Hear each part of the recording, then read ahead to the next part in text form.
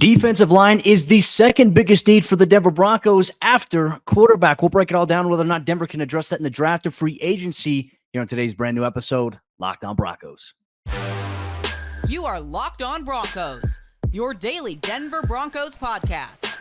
Part of the Locked On Podcast Network.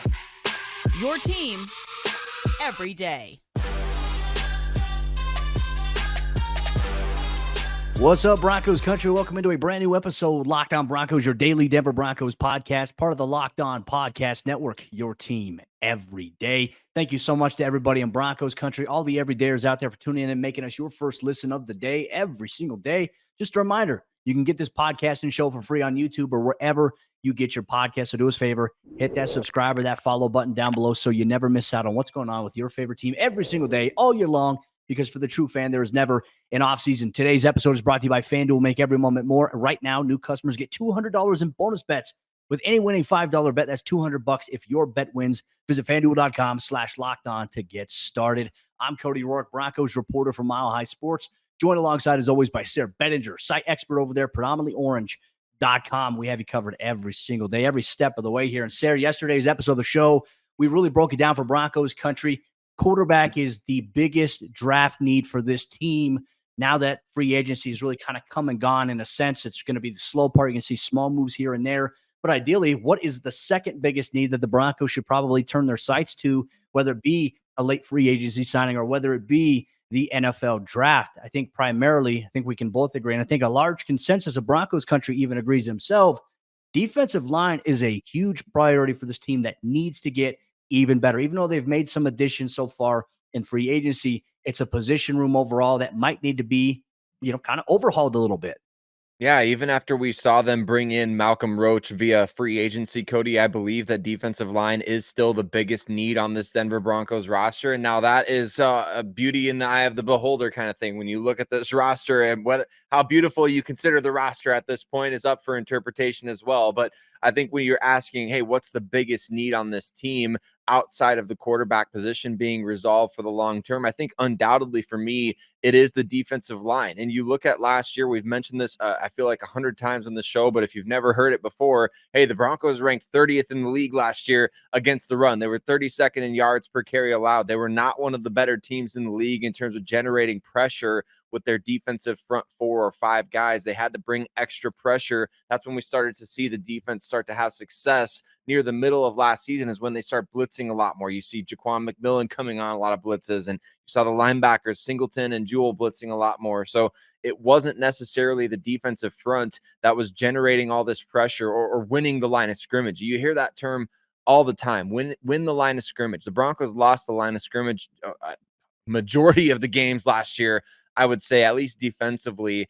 And certainly that's a problem that needed to be addressed. We've seen, we talked about DJ Jones, his cap number. Could he be a salary cap casualty? Ultimately, the Broncos decided, no, he's not going to be. He's going to be back on the team. Zach Allen was a big money addition last year, but you still need bodies, and you need to be able to bring, we talk about bringing a pass rush in waves. You have to have waves of defensive linemen that can help you win in the trenches, because it is a grind, not just for individual games, but especially over the course of the season. So I would say, Cody, getting talent on the defensive line, that's got to be one of the top priorities going into the NFL draft. And the thing with bringing in Malcolm Roach, he's probably going to be the start. As we said, we anticipate him to start at the defensive tackle position, where you're going to have Zach Allen and DJ Jones as starting DNs. But you're right, in terms of bodies, this is what the Broncos defensive line room looks like as we're speaking here today. You've got Zach Allen. You've got Matt Henningsen, who's been, I think, a solid role player there.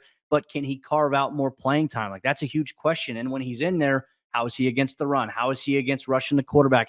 He's had flashes here, but is he enough? You need a guy at that position. I think he can step into that. Then you have Elijah Garcia, who the Broncos obviously really liked. He made the 53-man roster last year, but then on a good portion of the season, he was a game day inactive. So all of a sudden, it's like, all right, now you have this guy, and like, you have a position of need. Like last year, we were looking at Denver's defensive line and what is going on with them. They can't get after the quarterback. They can't stop the run. Why not try some of these younger guys out? And we didn't really get to see too much of Elijah Garcia. I'm very curious to see if he can take on a little bit more of an expansive role here this upcoming season. You have former New Orleans Saint Jordan Jackson, who really had no ties at all to Sean Payton, contrary to people like, oh, he played for the Saints. Jordan Jackson, he's going to be a second-year player here at this point going forth, or a third-year player.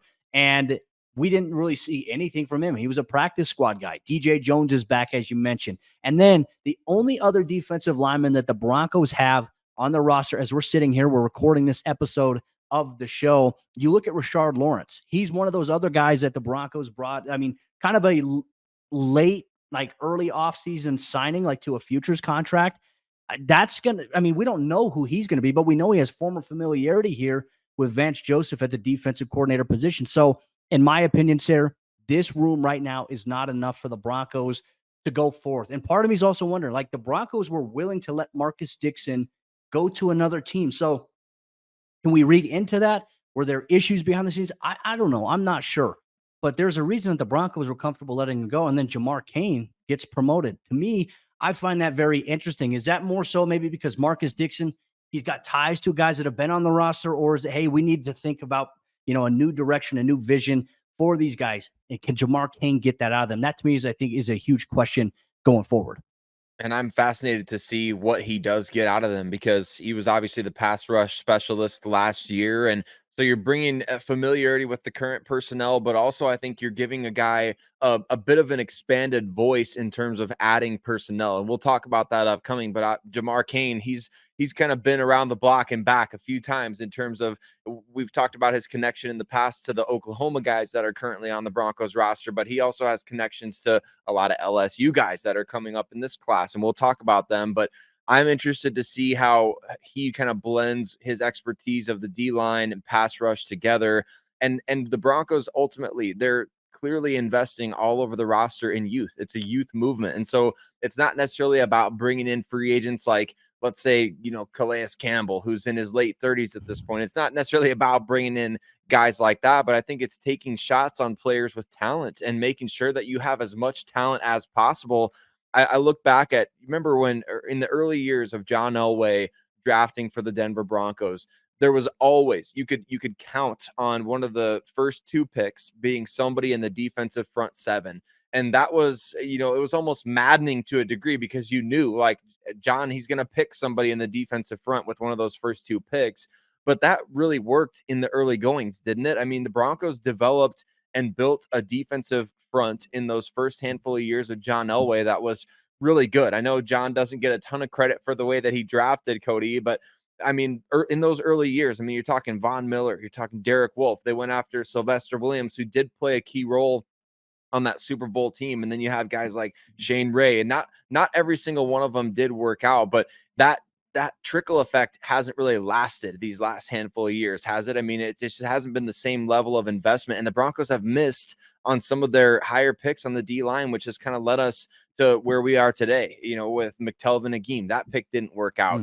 Draymond Jones, he didn't re-sign. So ultimately, the Broncos need to hit on some D linemen. And I just wonder, as you get to those middle rounds of the draft, like, where is there going to be better value? This is not known as a draft class that's overly deep. So, I mean, look to free agency and the draft. The Broncos need to add guys at both spots. Why is it important that the Broncos raise the floor of the defensive line room from a whole roster standpoint, not just from the position itself, but how it impacts other positions on this team? That's something that Sayre and myself, we're going to break down here. Today's brand new episode, Locked On Broncos.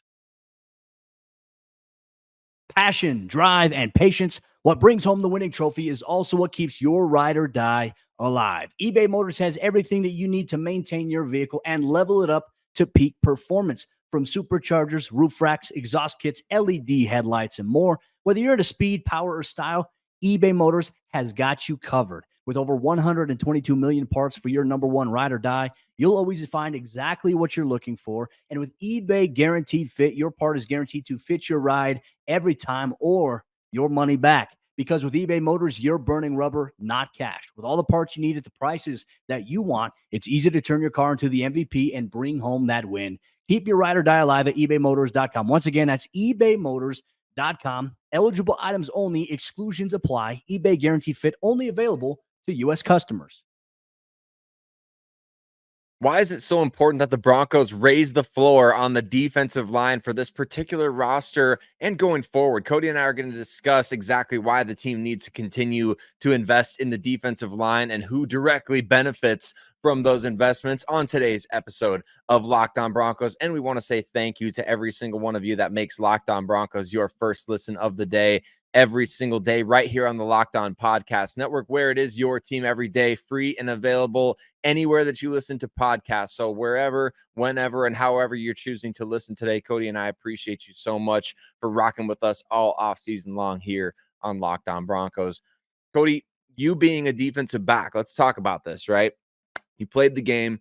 You understand the value of a good defensive line. So I kind of gave away a little bit of what we're talking about here in terms of why it's important to raise the floor.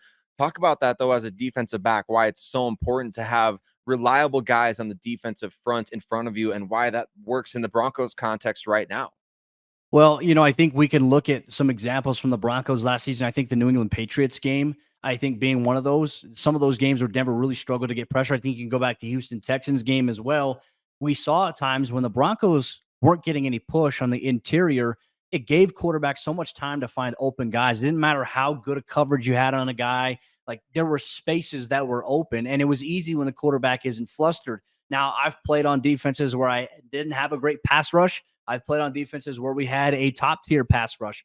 And I can tell you this, I had way more interceptions playing on a defense that had a front seven, that had guys in the trenches that could get after the quarterback. I'm talking about outside linebackers. I'm talking DNs, D tackles, guys that could generate pass rush. They made my job so much easier. They made the linebackers' job so much easier. They made the safeties' job so much easier because we knew, like, hey, if we call this certain blitz here, we know that we have guys who are strong and athletic that can win their matchups, their one-on-ones, and it'll force the quarterback to have an uneasy pocket, which means like, hey, he may be pressured. He may be trying to throw it to a spot quickly, but because you have pressure coming from one side, you don't get to plant your foot good enough. And that means the velocity coming off your throw isn't as tight or as quick as to where it needs to be, which allows guys like me, guys like the safeties that I played with to break on the ball and generate takeaways. Like that made it so much easier for me. And I just knew like, hey, especially against athletic quarterbacks, guys that get outside the pocket, I knew like, hey, my defensive ends, they're great at keeping contain. The outside linebackers, they're great at playing contain. If we played an option offense, I always knew that, hey, the outside linebackers got pitch man, DN's got quarterback. And we were in a good position, right? So for me, I look at where Denver is at. I think at times last season, the Broncos defense got exposed in the secondary, not because the Broncos struggled to just have playmakers in the secondary. They had Justin Simmons. They had Patrick Surtain. They had PJ Locke stepping in. The other cornerback spot, Fabian Moreau for a while was playing really good football for Denver, but they didn't have the takeaways that they necessarily needed or wanted in the back end of that secondary because they simply didn't generate enough push. They didn't generate pressure in the A gaps or the B gaps. You're trying to rely a lot on getting your outside linebackers there, which puts more pressure on them. Like if your defensive line is just getting dominated on the interior of the trenches, it creates opportunities for the offense to really kind of take it to you. And I think the Detroit Lions game is probably the biggest example of that. They kicked the Broncos rear end left and right on the outside, on the inside, and then they carved them up in the passing game because of it. I mean, it's a trickle down effect here for a defense. And Denver was not good enough last year. And I know this is an area that teams are going to look back and try to exploit because it's the same defensive system. Now you've got some question marks. You've got some new faces and new places here for the Broncos defense. That's why I think raising the floor of the defensive line room and maybe getting a system, maybe this is why Jamar Cain was promoted. He understands how to work certain stunts. But ideally, Denver's also going to have to learn how to pressure the quarterback without stunt packages. You're going to have to win it in base as well without any of your design twists or whatever you're going to have. You have to win at the point of attack, and that's something Denver didn't do enough of last year. I think an underrated thing that Jamar Cain brings to the table, having worked so many years at the collegiate level with programs like Oklahoma and LSU, is the fact that those guys at Oklahoma and LSU, I mean, you're talking about working with a bunch of 4 and 5 star guys, right? So you're talking about, okay, hey, how do we get all these guys on the field? Because we promised this 5-star this, and we promised this 4-star this, and we've got to find ways to get them on the field. So you teach them a bunch of different positions and you ask them to do a lot of different things. That's why the Broncos need to have the type of personnel that they can ask to go out there in any situation. DJ Jones needs a breather. Great. We've got a guy who can come in and do this, or we can slide Zach Allen over and do this. I mean, Jamar Cain, I think that's an underrated aspect of what he's going to bring to the table, is teaching that versatility to these players, because in today's NFL, Cody, versatility really is the name of the game when it comes to the elite interior players. Like Chris Jones is kind of a crazy example, but we see him play. He could line up over the center. He could stand up off the edge. He could do everything in between. I mean, and isn't it interesting how the Chiefs have won back-to-back Super Bowls? The Rams won before that. What do those two teams have in common? Probably the two best interior defensive linemen in the NFL. Now, I realize, the Chiefs have Patrick Mahomes and the Rams had a really good roster besides just Aaron Donald. But I mean, to me, Cody, you look at that those guys were such big difference makers on those Super Bowl teams. It's not just in the Super Bowl, right? But to get there, you got to have a guy that, I can get off the field on third down, or you have to have a group of players that you can rely on, at least a couple of them, to disrupt plays consistently enough that it's gonna cost offensive teams to not double team them on the interior. The Broncos just don't have guys like that right now, other than Zach Allen, and that is the issue. So they need to go after guys like this. They need to find guys that, hey, Jamar Cain, you tell us what fits for you. You tell us, where can we put this guy? How many positions can this guy play? What do you envision for him? I think he's going to be a key aspect of this team's NFL draft preparation. And it's not just always about, too, like you look at Chris Jones, it's not about sacks. Like in terms of the Super Bowl, the postseason, he didn't light up the stat sheet there. But you know what he did? He generated pressure. Look, I believe it was in overtime, if I'm not mistaken, the 49ers, or was in the fourth quarter, one or the other. The 49ers had a chance to score a touchdown that probably would have won them the game there, because they worked, I think it was that slot switch route where they ran, I think, the slot fade, and then they had number one run kind of like a quick hitch there. Chris Jones broke through the interior. I mean, it caused, I think, a 49ers teammate to kind of throw his own teammate under the bus there, saying, well, I would have been in better position if this guy would have chipped him or would have blocked him there.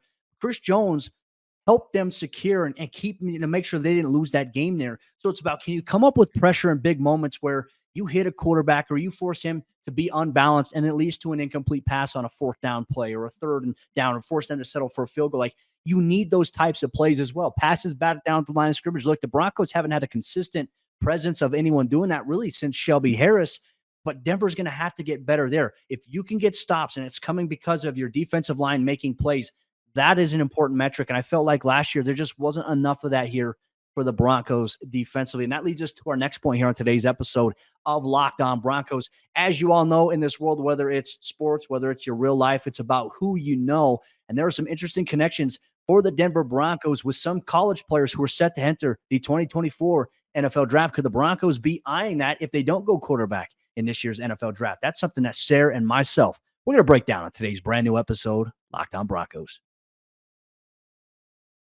Today's Locked On Broncos podcast is brought to you by our friends over there at FanDuel Sportsbook. Say goodbye to busted brackets, because FanDuel lets you bet on every game of the tournament. You know what? It's March. You know what that means? There's a lot of madness going on here. Whether you're betting on a big upset or a one seed, it's time to go dancing on America's #1 sportsbook, because right now, new customers, they get $200 in bonus bets if your first $5 bet wins. So if you sign up as a brand new customer here today at FanDuel Sportsbook, you place a $5 bet and it wins, you're going to get $200 in bonus bets guaranteed to use on point spreads, money lines, and you can even pick who's going to win it all and cut down the net. Just visit FanDuel.com/lockedon. Once again, that's FanDuel.com/lockedon, and bet on college hoops until they cut down the nets. It's all about who you know in the NFL, and for the Denver Broncos preparing for the 2024 NFL Draft, their coaching staff knows several players that could be a difference maker for the Broncos at one of the bigger positions of need on the defensive line. Real quick, I just want to say thank you so much to Broncos Country. Thank you for tuning in and making us your first listen of the day every single day. Both Sayre and myself, we appreciate your conversation, whether you watch us on YouTube or whether you listen wherever you get your podcast. Get involved in the discussion with other members of Broncos Country, because the buildup for the NFL Draft is here. And while I think that, free agency, Sayre, had its moments here for the Broncos, for the rest of the National Football League, teams are now shifting their focus on, okay, now we're building up for the NFL Draft. We're going to do prospect visits. We're going to host people. We're going to take players and prospects out to dinner. This is the most important time. This is the final, I'd say, groundwork that the Broncos have to do on some of the prospects that they have on their big boards. and it'll determine whether some guys rise up it quicker or whether they drop, and then the priorities kind of shift, and Denver's big board will be set eventually at some point before the draft. This is a big part here, and for the Broncos defensive line, connections are very, very interesting. They are very interesting. Obviously, we've been talking about Jamar Cain quite a bit in this episode. Cain was the LSU defensive line coach in 2022, and it just so happens that here in 2024, they've got 3 guys set to come to the NFL: Mason Smith, Mekhi Wingo, Jordan Jefferson. Cody, these are 3 guys that I think could be very interesting for the Denver Broncos at any point after the first round. Obviously, this is not known for being the deepest defensive line or defensive draft in general. I mean, especially at the top end, like first round, when you see a first round mock draft, not a lot of defensive players going. It's a lot of quarterback. It's a lot of offensive line. It's a lot of wide receiver. This defensive draft is not heralded by any means, but that's where these connections could come into play. Like, for example, a guy like Mason Smith from LSU, former #1 recruit coming out of high school, 5-star prospect, commits to LSU, struggles a bit with injuries. And even when Cain had him in 2022, Cody, I was reading an interesting article about this, and they were talking about, man, how do you get a guy like this? He's got unreal size. He's 6'6", 300 plus pounds.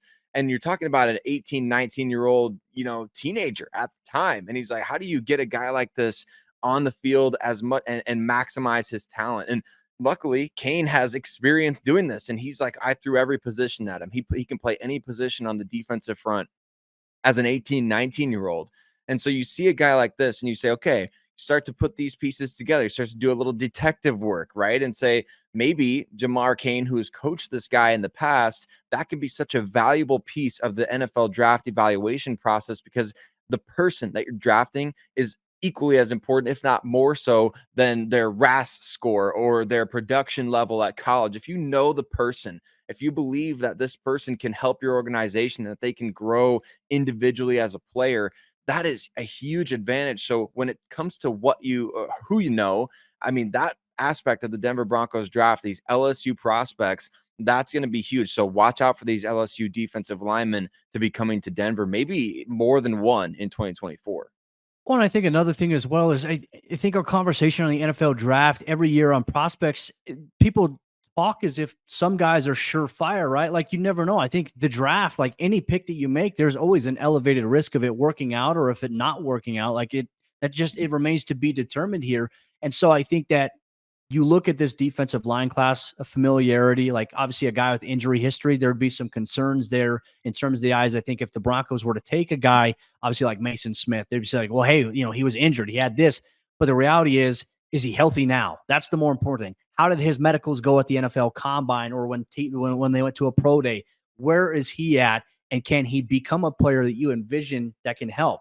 That also leads us to maybe another connection here. Jim Leonhard, obviously the Broncos defensive backs coach, their passing game coordinator, spent some time this past offseason. I know the Broncos, from what I saw, they had some interest in him last year initially in the NFL, in the process they were maybe hiring him as a defensive coordinator. I don't know if that was the role that maybe Sean Payton had in mind when he came on staff, but he also had interest from other teams. I think the Green Bay Packers, I think the Philadelphia Eagles were interested in Jim Leonhard as well. But he spent time because he had to have surgery as an analyst at Illinois, where, in my opinion, Sayre, I think arguably the most dominant defensive lineman in this year's NFL draft, in my opinion, Jerzon Newton, he played there. And so for obviously a guy like Jim Leonhard, defensive backs coach, passing game coordinator, is involved with understanding, hey, if we're going to send a lot of pressure here, here's the coverage we're going to roll in. He's going to understand exactly what Newton can do for the Broncos and give the intel to Vance Joseph, Sean Payton, George Payton, and obviously the scouting department there. We talked about it in the last segment, being able to make it to where you have guys who can go out there and impact it to make the secondary's job easier, the second level with the linebackers' job a lot easier. Jerzon Newton is a name I think that Broncos country should keep an eye on. And also Keith Randolph Jr. is another name that Jim Leonhard may have familiarity with. So once again, it's who you know and what do they know that can help you maybe get an evaluation on them going forth. And when I look at Newton, Sayre, he's probably the one guy I think when we talk about this conversation, if Denver doesn't go quarterback in the 2024 NFL draft with their first-round pick, do they go D-line here? Newton is, in my opinion, I think widely viewed as a first-round defensive lineman in this year's NFL draft. Yeah, he's one of the only ones. Him and I think Byron Murphy from Texas are the ones that are typically talked about in the first round, projections right now. So you look at guys like that, and of course, like Broncos country may go crazy if the team doesn't take a quarterback in round one, although there's a certain sect of the fan base that would be okay with it. But let's say the Broncos are able to trade down in a scenario. Like, obviously you want to make sure you go get your quarterback if that's what you're going to do. You don't want to play around with that situation at all. But let's say you can trade down to the bottom portion of round one, you get an extra second round pick or something like that, and you're still able to come away with a Newton in the first round, and then maybe a Bo Nix or a Michael Penix Jr. in the second round. Like, is Broncos country going to be okay with that process? Are they going to be able to get on board with that quarterback in that case? I mean, it's one of those have your cake and eat it too kind of NFL draft situations, but I don't see the Broncos going after D-line in round one, Cody. I think you and I kind of maybe agree on that, but at the same time, if they do, this guy fits the bill in terms of what is the top need outside of quarterback? It's definitely defensive line, in my opinion. So this guy would fit the bill, especially if you can trade down and get extra picks out of that situation. I mean, that could be something the Broncos look into if the guy they want at quarterback is not there. Broncos country, how would you feel if that was the scenario for the Denver Broncos? They went with a defensive lineman to help boost what they're able to do from a pass rush productivity standpoint. How would you feel about that? Make sure you let us know if you're listening or watching Locked On Broncos here on your favorite podcast provider, or if you're watching on YouTube. We're going to continue the conversation in terms of draft needs following NFL free agency. Well, if the Denver Broncos are going to go after a position, after quarterback that you need in terms of priority and importance, that's not defensive line, you know what you do? If you do get a young quarterback, what do you have to do? Surround him with playmakers. We take a look at options that the Broncos could maybe take a look at in this year's NFL draft and why it is important. And you're going to get that all on tomorrow's brand new episode, Locked On Broncos.